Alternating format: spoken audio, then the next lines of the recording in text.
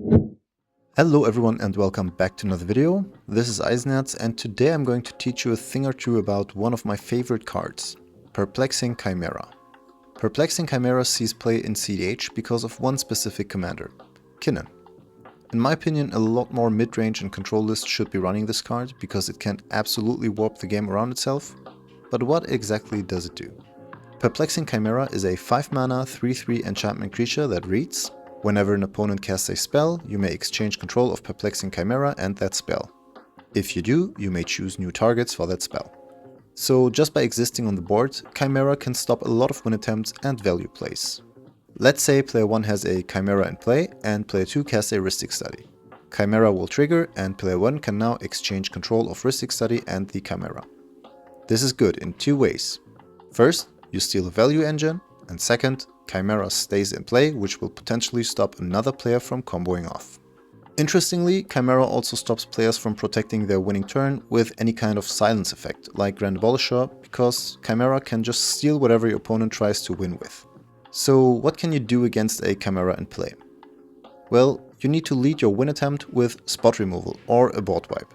A well-timed Swords to Plowshares or Toxic Deluge either kills Chimera or gives you control of it, so you can continue your win attempt without being disrupted by it.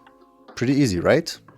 Well, there are a few special scenarios that are both more complex and super interesting.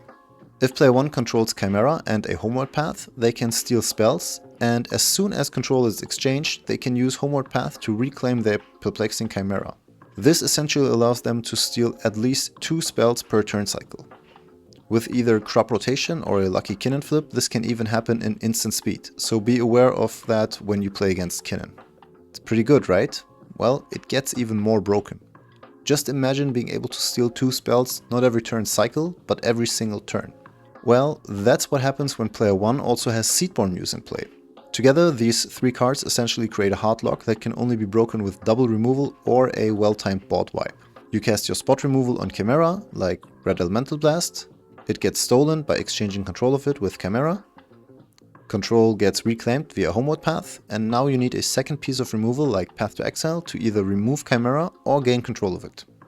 Alternatively, Toxic Deluge will do the trick. If you manage to do that, you are now able to present a win attempt. Of course, if you still have enough mana, if you still have enough cards, and if you still have enough interaction to protect your win attempt from whatever interaction might be left in your opponent's hands. This is super cool, but also pretty annoying. But it can get even worse. Let's imagine there are 2 Chimeras in play controlled by 2 different players. Player 3 is the active player and casts an Enlightened Tutor in their upkeep. 2 triggers go on the stack in Abnap order. If both players take their triggers, the Enlightened Tutor will first exchange control with player 2 and then again with player 1, which will leave player 3 and player 2 with Perplexing Chimera. This leads to extremely frustrating game states in which no player can reasonably present a win attempt without significant setup. So in order to deal with this, you either again need 2 pieces of spot removal or a board wipe. And it only gets more and more complex if you add 1 or 2 Homeward Paths and or Seedborn Muses to the mix. So to not make any mistakes and maintain the correct game state, it is important to keep track of every single Chimera trigger because the stack can get crazy sometimes. For the sake of simplicity, let's go back to a single Chimera in play. Remember that Chimera triggers with every spell your opponent casts, and triggers are independent of the card that created them. So you can exchange control of Chimera and a spell on the stack, even if Chimera isn't even controlled by you anymore. Imagine this. Player 1 has a Chimera in play. Player 2 casts a Brain Freeze targeting player 1 to disrupt their top deck. Chimera triggers. In response, player 2 casts a Resculpt targeting Chimera. Chimera triggers, and in response player 3 casts a Vampiric Tutor. Again, Chimera triggers. It might seem super complicated, but if you keep track of the stack and know how Chimera functions, you can avoid any errors. Let's go down the stack and look at how Chimera is worded and what the rules say. First, the top trigger resolves, exchanging control of it and Vampiric Tutor. Player 3 gets a Chimera and player 1 gets a Tutor. Easy peasy. Then the next Chimera trigger resolves, allowing player 1 to decide whether or not to exchange control of it and Resculpt, giving Chimera to player 2 and Resculpt to player 3, but allowing player 1 to choose new targets.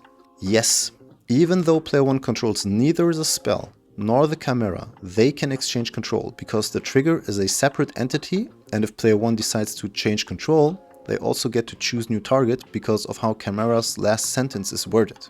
So now player 2 gets Chimera, player 3 gets control of Resculpt, but player 1 gets to choose new targets for it. Finally, the bottom Chimera trigger resolves.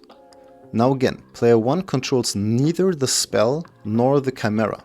However, this time player 2 controls both.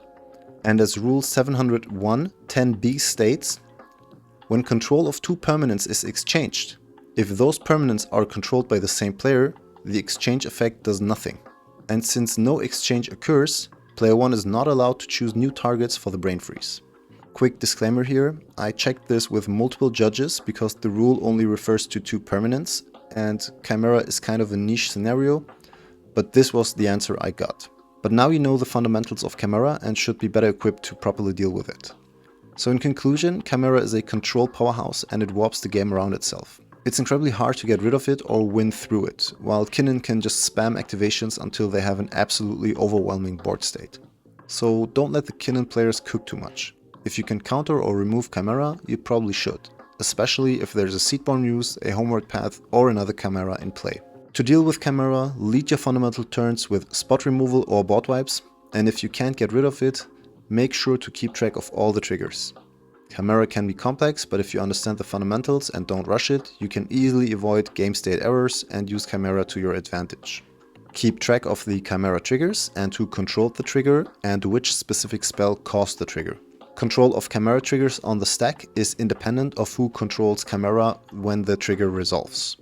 If control is exchanged, the controller of that specific Chimera trigger can choose new targets. Changing targets is independent of who currently controls Chimera, and if there is no other legal target for a spell, the target cannot be changed. And that's it. I hope you learned something today. Make sure to subscribe to my channel for more educational cEDH content, and if you want to bring your game to the next level, make sure to hit me up for coaching sessions. Thank you for watching my videos. This is Eisenherz and auf Wiedersehen.